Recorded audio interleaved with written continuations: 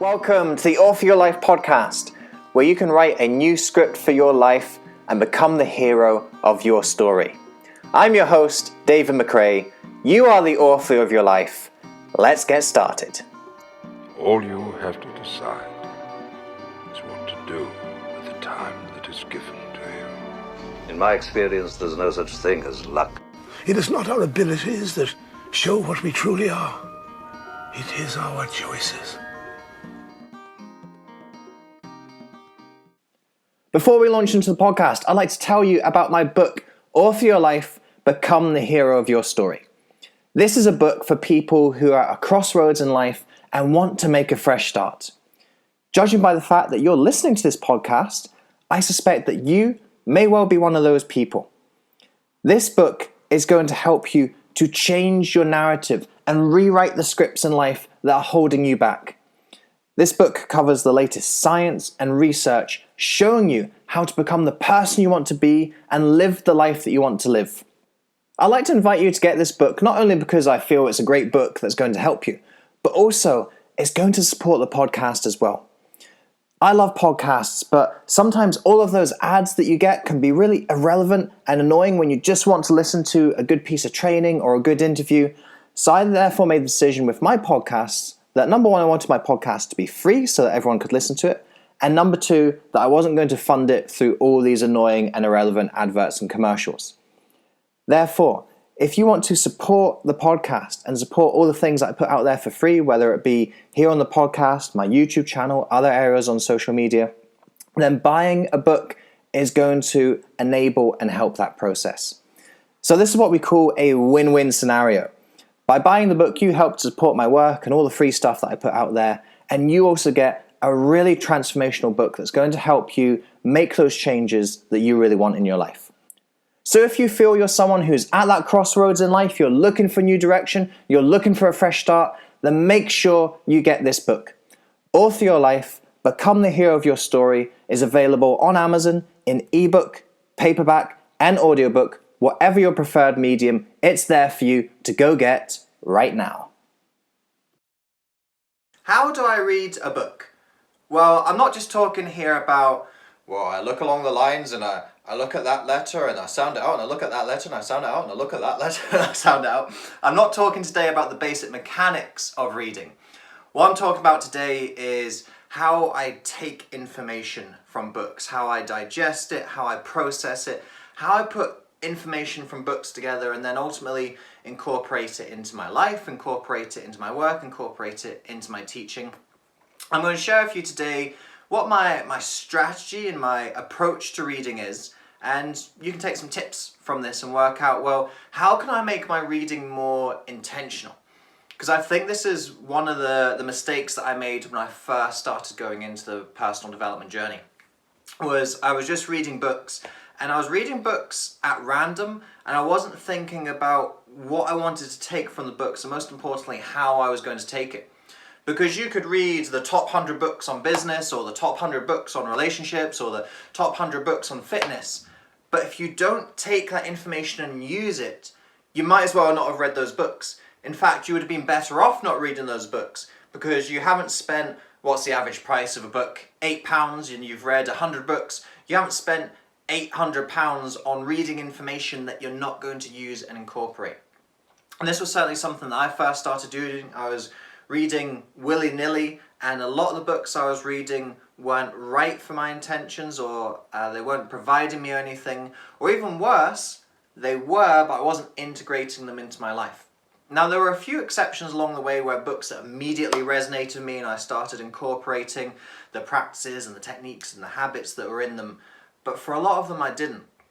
And it wasn't for maybe about 12 to 18 months that I started being more intentional in my reading, think about how I was reading books, think about what types of books I was reading, and thinking about why I was reading those books.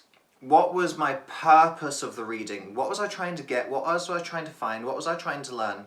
So that's what I'm going to share in this video. I'm going to walk you through the process of reading a book, and then ultimately how I collate all the information and start to use it. So let's demonstrate this with an example. I've got this awesome book here, High Performance Habits by Brendon Burchard. This is an excellent book. Highly worth reading. This is now, I've recently just read this for my third full time in terms of cover to cover, but I've dipped into this many more times than those 3 times to pick out little bits of information, little bits of insight, habits and techniques. This is a really, really good book, and I think actually I could do a whole episode just on this book and my interpretations of it and my application of this, and I think I even will do that for an episode in the future, so stay tuned for that. But we're going to use this purely for demonstration purposes today. So what I like to do as I'm reading a book is I read with a highlighter. And as I'm reading, I'll just highlight things that stand out to me. Now, I remember when I first started reading, I first started doing this practice, I just used to highlight quotes. I used to highlight quotes or good bits of sayings that I could put together onto an Instagram quote card and stick up on social media. And what I recognized is that if you're only reading books for quotes, quotes are nice and quotes can have meaning and quotes can spark an idea for you, but quotes aren't life-changing. Quotes aren't the necessary tools and habits that you need to apply in order to make a change. You don't change off of quotes, and this is something that I don't like about the whole motivation porn trend that is coming out on social media nowadays, where it's just throw up a fancy quote and that apparently constitutes personal development nowadays. Quotes are nice, but they're just that. They are just nice. They're just superficial things that are nice to see on the surface, but you want to go deeper than a quote. So I will highlight quotes. I'm not saying that quotes don't have their place, but what I'm really looking for are ideas that stand out to me, or a really interesting study or piece of research, or a habit or a tool that I can apply into my life. So as I go through, I'll highlight various things that stand out to me. And if I'm reading a book more than once, I'll use a different colour of highlighter. So again, this is something I really recommend with books, is think about what books are worth rereading. Sometimes you'll read a book and you'll get the basic idea and theme of what the book's trying to put across, or maybe it's something you've basically heard before, dressed up differently. I find this happens a lot in self-help. You're reading a self-help book and you think, yeah, this is Stephen Covey's work from 30 years ago, or yeah, this is Tony Robbins' work put into a different way. It's just rebranded and reapplied. And these things are fine, but sometimes when you've heard an idea once, that's all that you need to hear it for. So sometimes a book is nice to read, but you get everything you need to get from the book in a once-over. So if I've read a book once and I don't feel it has any reread value, then I just give it away. I usually give it into the charity bookstore. The charity bookstore has received so many books from me over the years, just books I haven't felt are worth that second read. But if a book is worth a second read, you think, wow, this is a great book and I'd like to return to it in time, then I pop it onto my bookshelf and I keep it there. I've got my bookshelf just here, actually, just out of camera shot. And as I'm looking there, I've got, I don't know, 50 books that are in my permanent rereading collection. So I really recommend rereading a book because you never get all of the ideas in a one. Even if those books that I said, you just read it once and you give it away, you haven't got 100% of the content out of that book. You just know that you've gotten enough out of that book that you don't want to reread it. But with other books, you definitely want to go back, reread and redigest. I try to reread these types of books in about a 2-year period. So usually within 12 to 24 months after reading a book and I really enjoyed it, I'll make an effort to reread it, to get that second pass, get that second read, and also you start to integrate it with other things that you're learning, either just through your general maturing and development over that year or two, or you start to link it with other ideas and other information in different books and from different learning sources. So go back and reread books a second time. And when you do, use a different colour of highlighter. And that's when you'll notice that you're taking different things from the book on a second run through. They say that it takes 4 times to read a book to understand what the book is about. And you need to read a book 10 times to understand the person who wrote it. So that's a lot of times you've got to go through a book. Just those 4 times, even to understand what the book is about. and then 10 times to really understand the person who wrote it. So you want to be going back to those books again and again, drawing out new information, drawing out new ideas, and using a different color of highlighter as you do so.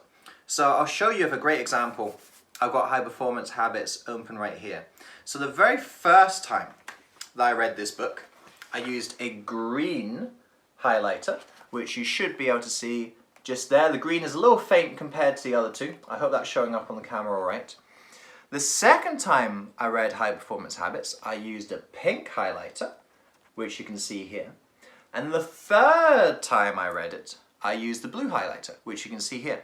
So you can see, just on those 2 pages, I've pulled out 3 different ideas.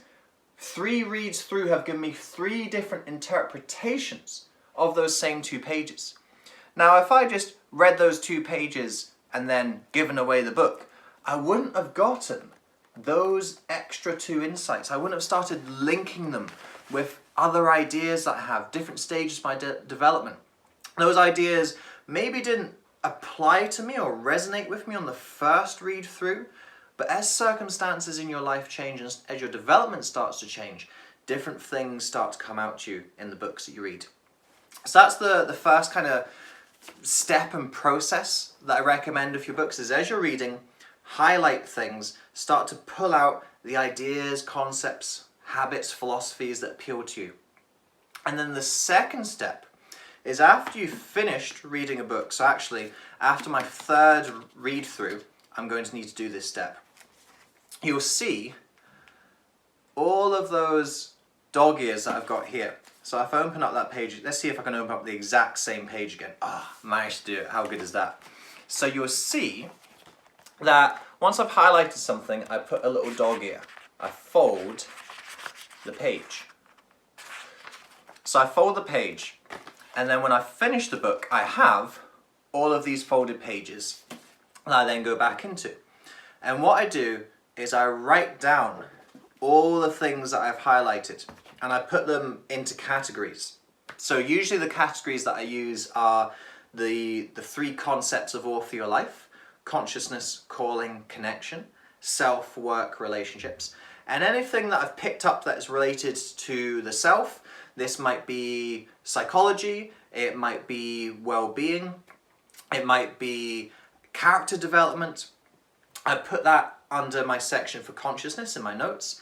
If I read something about motivation or productivity or purpose, I put that in the calling section of my notes. Then if I'm picking out anything related to communication or body language or social psychology or persuasion, influence, leadership, then I'm putting that down in the connection section of my notes. And other things might pop out to me. I might have things that are business ideas, thinking of, well, what can I do in my work? What can I do in my reading to make my books better? What can I do in my speaking to make my seminars better? I also have other little things that I like to pick out, things like masculinity or romantic relationships. So think about how I can be better in my romantic relationship, in my relationship with my partner. So I take all the things that I've highlighted, and I don't just leave the book highlighted and throw it away and forget about it. I make notes and I write down all the things that I've taken out of that book. And then I archive those notes in a big archive that is listed alphabetically, all the books that I've done this process for since I started getting into reading self-help and personal development. There's probably about 100, maybe even 150 books in the archive. I don't know, I haven't really gone back and counted. And sometimes it is just a single sheet of paper. Maybe you only picked 3 ideas out of an entire book. That's definitely a charity bookstore book. Won't be reading that book. I've only picked out 3 things out of the entire book. But for others, it's maybe 5 or 6 pages of in-depth notes. And that's what I had on my first read through of High Performance Habits, was 5 or 6 pages of notes. And after reading that through another 2 times, I've put those notes in. So I've said, this is my second read and this is what I picked up. I'm going to have to do this in my third read and this is what I picked up. So there's going to be a huge pile of notes I've taken out of that book. So I file them away, they're listed alphabetically. And then whenever I'm looking to get ideas in my writing, if I'm writing a book and I need to get some inspiration or I need to find some research and studies, if I'm doing one of my events, a seminar, a workshop, I need to think of some new ideas for concepts or strategies or interactive activities that I can put in, then I go back to the archive and I start pulling out the information, pulling out the principles, pulling out the practices. So I go back and I haven't just read the book and forgotten about it. I then go back and start to take the information out and then I start to apply it. And this is something that I feel really grateful and lucky for, that I get to teach what I read. Because I honestly think if I wasn't teaching the stuff that I do, I don't think I would integrate as much of what I read as I do. Through teaching people about the things that I'm learning, it makes me really integrate and process that information for myself. Because you can't teach something if you haven't integrated it and implemented it and applied it for yourself, because the authenticity isn't there, the flow isn't there, the integrity of what you're teaching just isn't there. So you have to teach what you've already applied for yourself. So through the process of teaching, it makes me think, hey, if I'm teaching this habit about productivity and I'm not doing this myself, well, how can I possibly teach you integrity? I need to start applying this productivity habit so that I can go out and teach people about how good it is, how effective it is, the best ways to implement it in their lives. So that is a third step that I recommend to really start to get the most out of your reading, is when you've read a book, teach someone about it. And this can be as simple as just speaking to your partner at the dinner table. This can be as simple as just chatting with your friends. Here's a book that I read and here's some of the things that I was pulling out of it. And when you do that, you're forced to really think consciously about what actually came out of that book for you in order to be able to explain it and articulate it to someone. So these are my 3 steps that I recommend that are going to help you to be a better reader, to take more out of these great books that are written. I mean, these are really fantastic books. This book, for example, tells you about the research into the top 15% of performers in the world. And when you look at all of these people across all sorts of different fields, athletics, academics, finance, business, marketing, sales, parenting, if you look at people across all of these different fields, there are 6 habits that unite all of them. If you learn and integrate these 6 habits, then you will be in the top 15% of performers in the world. I mean, that's fantastic information to have in just a book.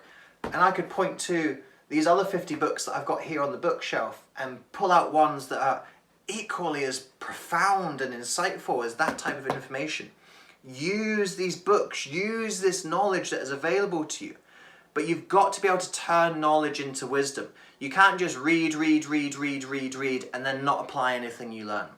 You've got to integrate this stuff. And those 3 steps are how I recommend that you do it. So first of all, read with your highlighter, highlight the important things, pick them out, the things that resonate with you, the things that stand out to you, the things that make you go, wow, that's incredible. Wow, I can't believe that happened. I can't believe that's true. Highlight the important stuff, make notes and archive those notes. Go back with intention and revisit those ideas. Because I'll be honest with you, by the time you finished a book, you've forgotten what you highlighted at the beginning. You'll look back when you start doing your notes and you go, oh yeah, I forgot about reading that at the start. Actually, that links with an idea that's at the end of the book, and now I can appreciate that idea at the end of the book a little bit more because now I remember how it started, how it originated. So make those notes, archive them, and then step number 3, teach someone about the book. Now that doesn't necessarily have to be doing what I'm doing, filming videos and running events and ultimately writing more books that integrate some of the things that I've learned from books. Just speak to somebody about it. Speak to your partner, speak to your friends, speak to a coach, share it at a book club, whatever it is. And when you do those 3 things, you're going to be a better reader and you're going to get more from this great knowledge that has been written for you. It's an absolute wealth of information out there and it can really change your life if you use it wisely. So folks, I hope you've enjoyed this video today. I look forward to sharing more with you in the future. As always, until next time, you are the author of your life. You hold the pen and you can write whatever script you want for yourself. So go out today and write yourself a beautiful story. I'll speak to you soon. David. Thank you so much for listening to this episode. If you enjoyed this episode, I'd appreciate it hugely if you could head over to iTunes and leave a rating and review for the podcast. With your review, please be as honest and detailed as you can be. Because with honest and detailed feedback, that helps me to adapt and grow this podcast to most serve you, the listener. Also, if you enjoyed this episode, then make sure you subscribe to the podcast. That way you aren't going to miss any of the future episodes that we've got lined up for you. Until next time, remember that you are the author of your life. You hold the pen, and you can write whatever script you want for yourself. So go out today and write yourself a beautiful story.